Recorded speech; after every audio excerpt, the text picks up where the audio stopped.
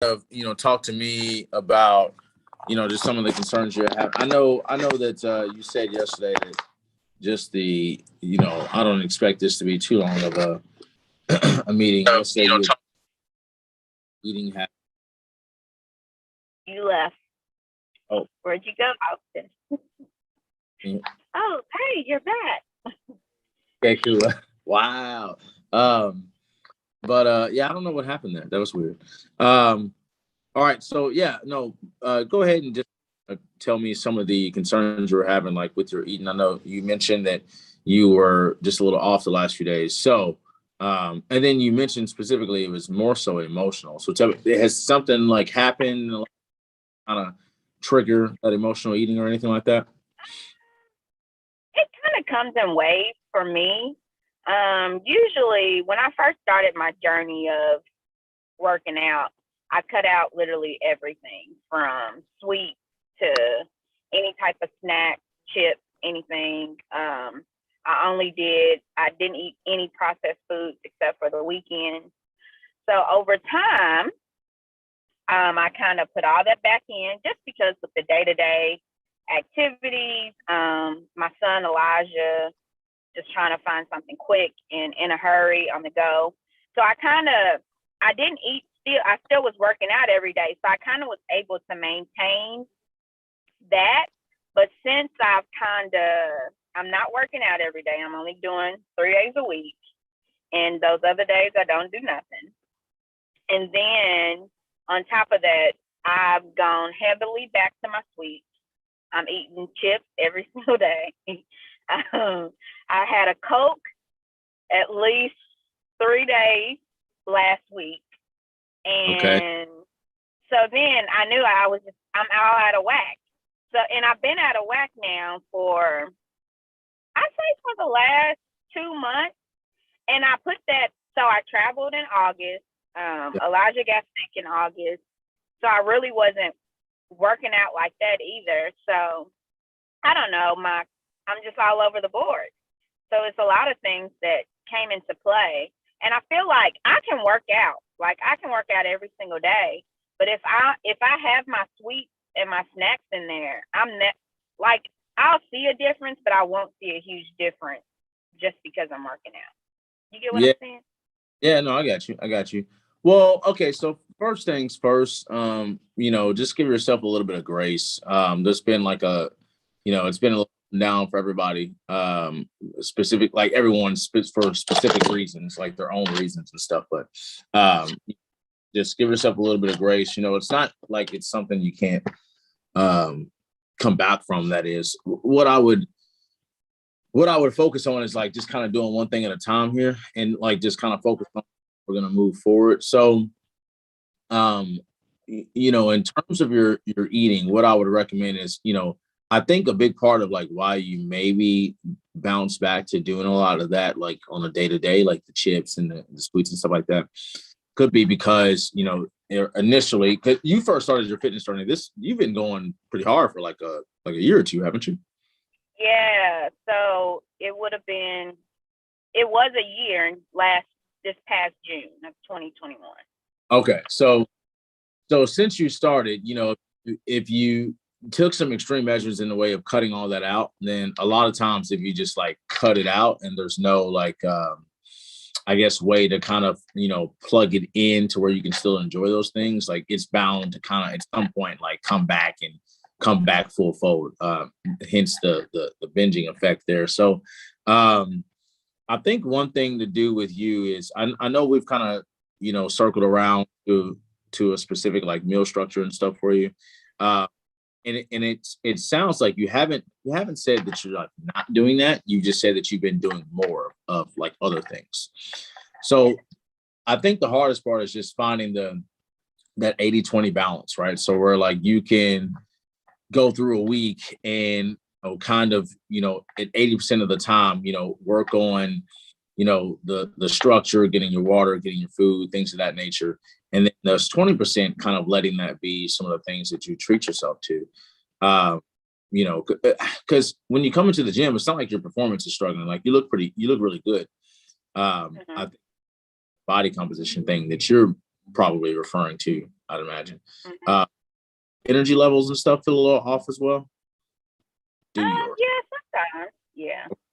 Um, so I recommend, in a case like this, like I said, we don't want to put any like crazy strict, restrictions or anything like that.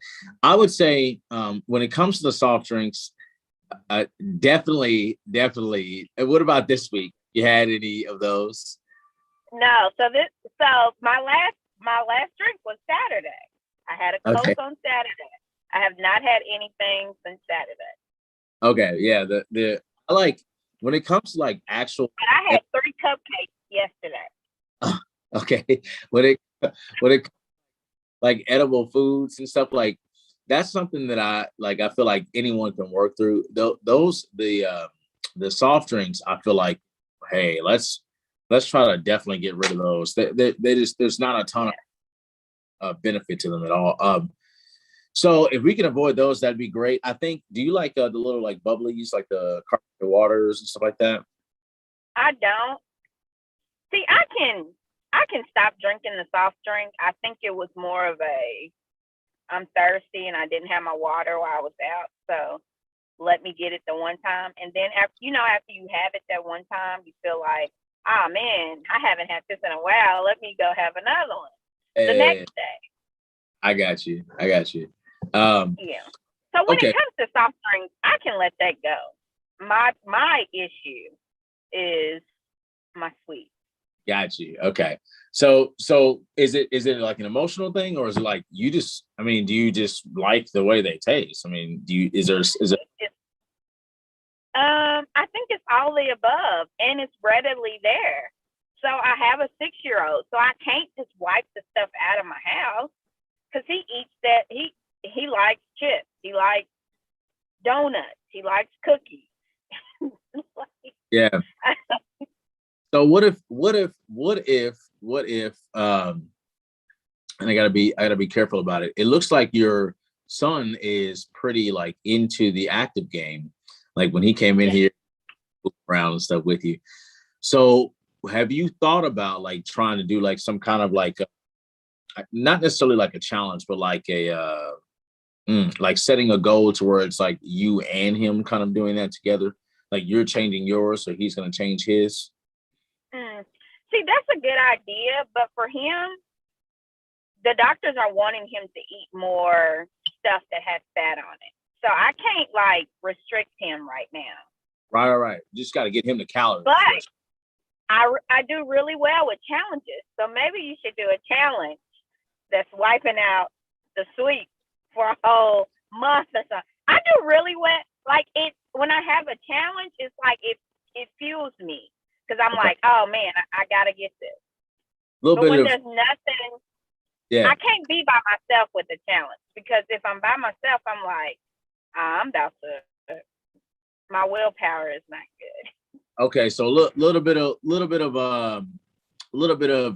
competitive motivation will kind of push you along. Okay, tell me. So that sounds a little bit deeper though. So tell me, like, is there? So I would always ask, like, I would ask people to like evaluate what they think their goal actually is. So because if you have no issue eating those things, you like them, that's just what it is, like no problem with that. There's no like voice in your head being like, this is not me being mindful right now, you know what I mean? Like if that's not the case, then it realistically, like that's totally fine, like that's okay. It more so comes down, it's coming into direct contact with your goal. So why I asked, like, I'll ask somebody to reevaluate, what their goal is in that moment. So like, I know when we first started, it was about, getting back to fitness. Like the first thing was just moving, right? Like getting back to moving, everything, and we've accomplished that. So we're just gonna keep accomplishing that. Now it's about if we are starting to notice that, okay, well, is potentially an unhealthy and not unhealthy by like like broad standards, but like for you, like just based on what Mhm. you want. If there's an unhealthy dynamic with the sweets and stuff, okay, so let's reevaluate the goal. Now, do we need to focus on how to take some of these out and still leave them here so that I'm not like you know thirsting for them, but take them Yeah. out at composition goals. So are there like are there some specific body composition goals also?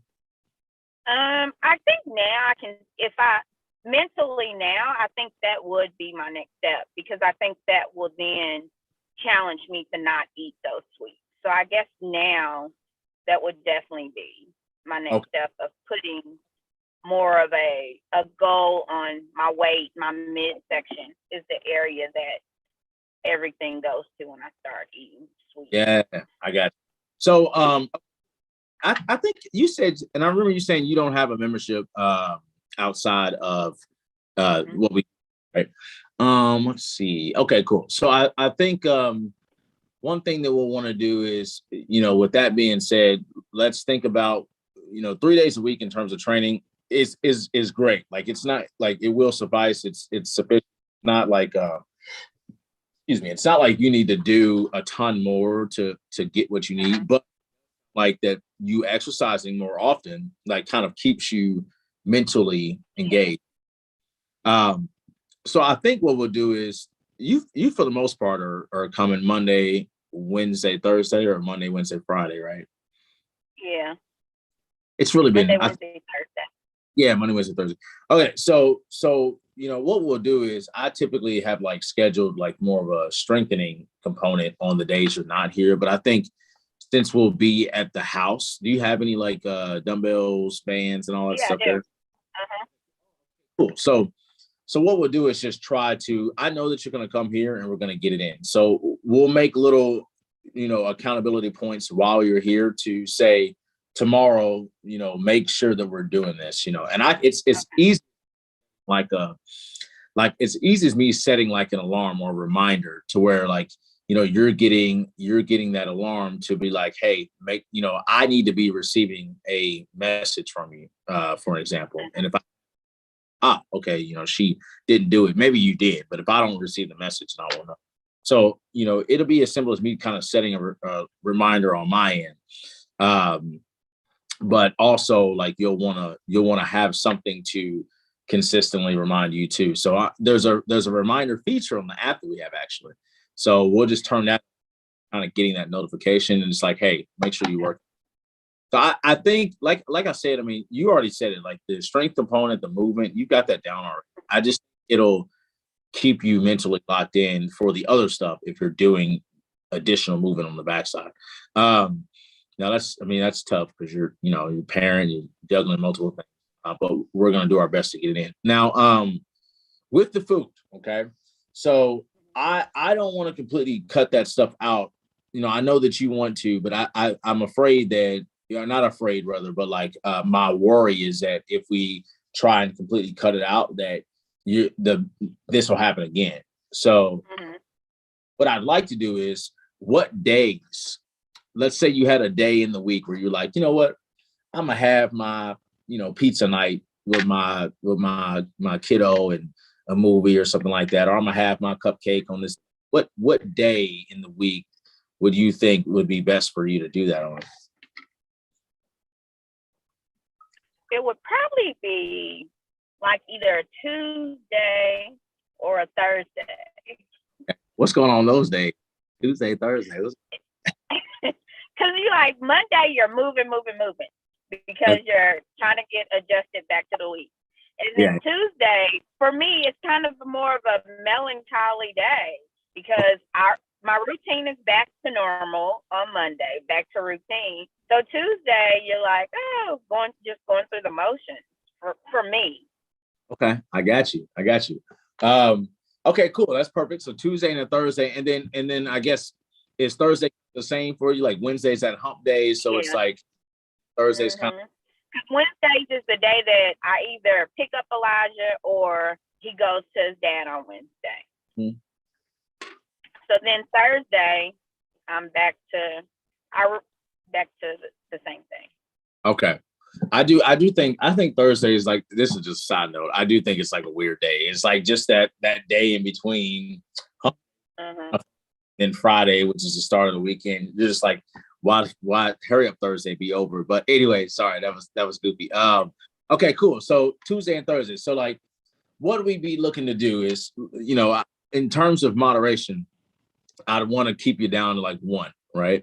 Because times a week. So, we're going to be doing this twice a week. So I'd want to keep you down to one. And it's not to say you couldn't have more. I'm just making the assumption that we're getting it from a source that is potentially going to have like high calories. So like if let's say you're getting cupcakes or cookies or something of that nature from the store in like a package, typically going to be cooked with a little bit more sugar, butter, fat, things of that nature. And so its calorie a lot higher. Whereas if you were to eat those if you were to make your own of those things from scratch at home, those ingredients are a bit more pure. And so typically, those more whole foods are going to be fewer in calories, right? You have to eat more foods, even if it's like quality proteins and vegetables and stuff like that. You have to eat more of those foods to get your calorie content than you would if you went out and got like a burger or something, right? So kind of thinking about sweets in the same way. So I'm saying one treat under the assumption that you're going to have it from a more a processed source. If you do happen to make like your ingredients on your own and you have control over how much of each, butter or ingredient or sugars or whatever it is you're putting it, like you have control over those things, a little bit more about what the calorie content is, right?